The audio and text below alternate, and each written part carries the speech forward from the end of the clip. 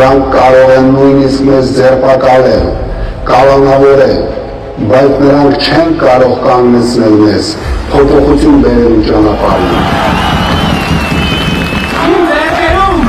մեր խորհրդանիշն է, մեր դրոշը, մեր մյուս խորհրդանիշը վտանգի տակ է այս իշխանության կողմից։ Մեր դրոշը մեր ձեռքերում է, մեր Արարատը մեր սրտում։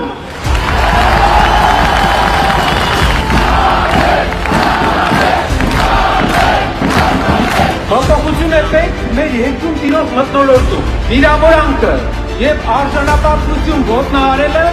թե համացանցում, թե համացանցիչում պետք է վերանալ։ Մենք այնպիսի ազգ չենք, որ մարզենք դա։ Փոփոխություն է պետք առողջության եւ կրթության ոլորտում։ Այստեղ հավաքվել են մարդիկ, ովքեր պահանջում են փոփոխություն, ովքեր դեմ են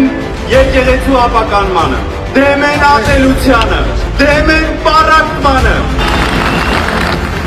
Սատակում են անվախության հռչակագիրը, ադրբեջանականացնում են պատմության դասագրքերը, մաքրում են ցեղասպանության օրակարգից, հրաժարվում պահանջատի ուսումից։ Հայաստանը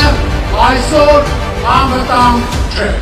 Ես այստեղ եմ ոչ միայն սա ասելու համար, ես այստեղ եմ ասելու ամենակարևորը։ Հայաստանի հաջորդ վարչապետ Սամվել Կարապետյանի գլխավորությամբ Հայաստանի անվտանգությունը դառնալու է իրական, ուժեղ և ամենակարևորը անփոխելի։ Սրանք լավ քամեր գիտեն, ու քանի դեռ չեն հասցրել ամենը տակն ու վրա անել, մենք մեր վճռական ոչը պիտի ասենք այս դուր իշխանությանը և նոր, ուժեղ, հզոր ու արժանապատիվ Հայաստան կերտենք։ Աղքատությունը վերջ դնելու համար Հայաստան վերջապես հոսելու է միլիարդավոր դոլարների իրական ներդրումներ, իրական ներդրողներից։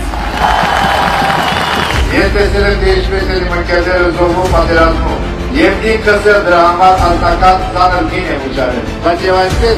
այնքան սարսափելի չէ, ավելի սարսափելի է բերելի պես ապրել։ Հայաստանը պետք է դառնա անվտանգ, խաղաղ, հարուստ, ուժեղ երկիր։ Երկիր, որտեղ կառավարիչները ոչ թե դատարկում են յուջ են ու լցնում սեփական գրպանները, այլ հակառակը դատարկում են սեփական գրպանները